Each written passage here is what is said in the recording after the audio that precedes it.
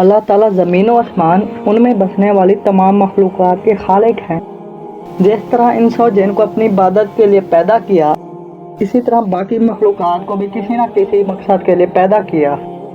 हर मखलूक अल्लाह की तस्बीह बयान करती है। इन मखलूक़ात में सूरज, चाँद और सितारे भी शामिल हैं।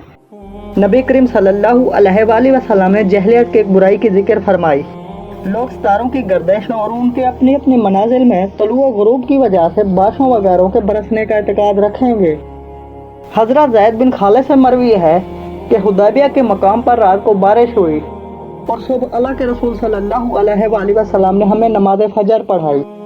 जब आप सल्लल्लाहु अलैहि वसल्लम नमाज से फारिग हुए तो हमारी तरफ रुख मुबारक फेर लिया और पूछा कि आप लोगों को मालूम है आपके रब ने क्या फरमाया। हमने अर्ज की कि अल्लाह और उसका रसूल सल्लल्लाहु अलैहि वसल्लम बेहतर जानते हैं। आप सल्लल्लाहु अलैहि वसल्लम ने फरमाया, अल्लाह ताला ने फरमाया कि बंदों ने सुबह तो की मुझ पर ईमान रखते थे और सितारों के मुनकर थे, और जिसने कहा हम पर फलां फलां सितारे ने बारिश बरसाई तो ऐसे कहने वाला शख्स मेरा मुनकर जबकि सितारों पर एतकाद रखने वाला है। अल्लाह ताला के रसूल सल्लल्लाहु अलैहि वसल्लम ने फरमाया, सूरज और चांद अल्लाह ताला की कुदरत की निशानियों में से दो बड़ी निशानियां हैं। हज़रत अबू ज़र से रवायत है, मैं सूरज के गुरूब के वक़्त नबी करीम सल्लल्लाहु अलैहि वसल्लम के पास मस्जिद में बैठा हुआ था। आप सल्लल्लाहु अलैहि वसल्लम ने मुझे मुखातिब करते हुए फरमाया, अबू ज़र क्या आप जानते हैं कि सूरज कहाँ गुरूब होता है? मैंने अर्ज़ की, अल्लाह और उसका रसूल इस बात को ज़्यादा बेहतर जानते हैं।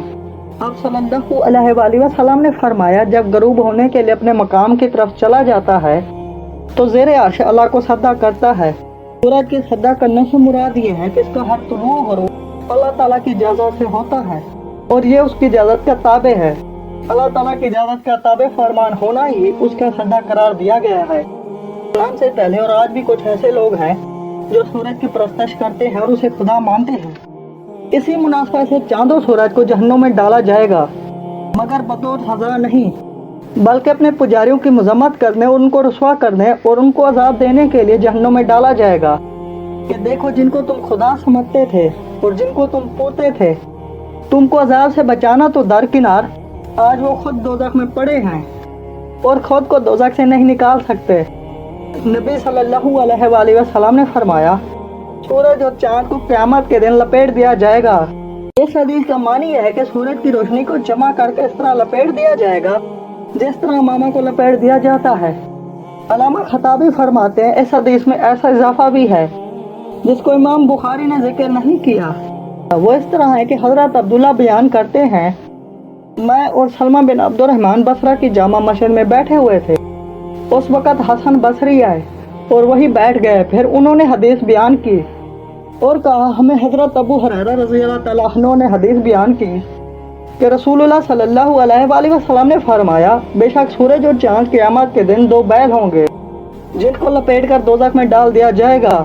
हसन बसरी ने पूछा, उनका गुनाह क्या होगा जो उन्हें दोज़ख में डाल दिया जाएगा? तो अब्दुल्ला ने कहा, तुमको रसूलुल्लाह सल्लल्लाहु अलैहि वसल्लम की हदीस सुना रहा हूँ। तो हसन बसरी खामोश हो गए। इस एतराज़ का जवाब ये है कि सूरज को लपेटकर जो दोज़ख में डाला जाएगा ये उनकी कोई सज़ा नहीं होगी, बल्कि सूरज और चांद की परस्तश करने वालों की मज़म्मत, उनको रुसवा करने के लिए सूरज और चांद को दोज़ख में डाला जाएगा कि देखो जिनको तुम खुदा समझते थे और उनकी परस्तश करते थे, तुमको अजाब से बचाना तो दरकिनार, आज वो खुद दोज़ख में पड़े हैं और खुद को दोज़ख से नहीं निकाल सकते।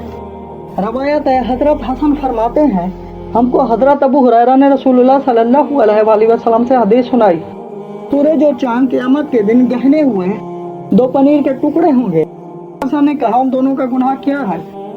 अबू हुरैरा ने फरमाया, मैं तुमको रसूलुल्लाह सल्लल्लाहु अलैहि वसल्लम की हदीस सुना रहा हूँ। तो ख्वाजा हसन खामोश हो गए।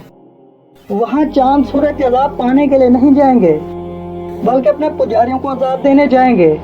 उनकी गर्मी आग की गर्मी से मिलकर अजाब को दोबाला कर देगी। देखो दोज़ख में अजाब देने के लिए फरिश्ते तो होंगे, मगर वो अजाब पाने के लिए वहाँ नहीं गए, बल्कि अजाब देने के लिए होंगे। नीज ये दोनों नूर हैं और नूर को नार तकलीफ नहीं देती। देखो मोमिनीन वहाँ के गुनाहगारों को निकालने के लिए दोज़ख में जाएंगे, मगर बिल्कुल तकलीफ नहीं पाएंगे।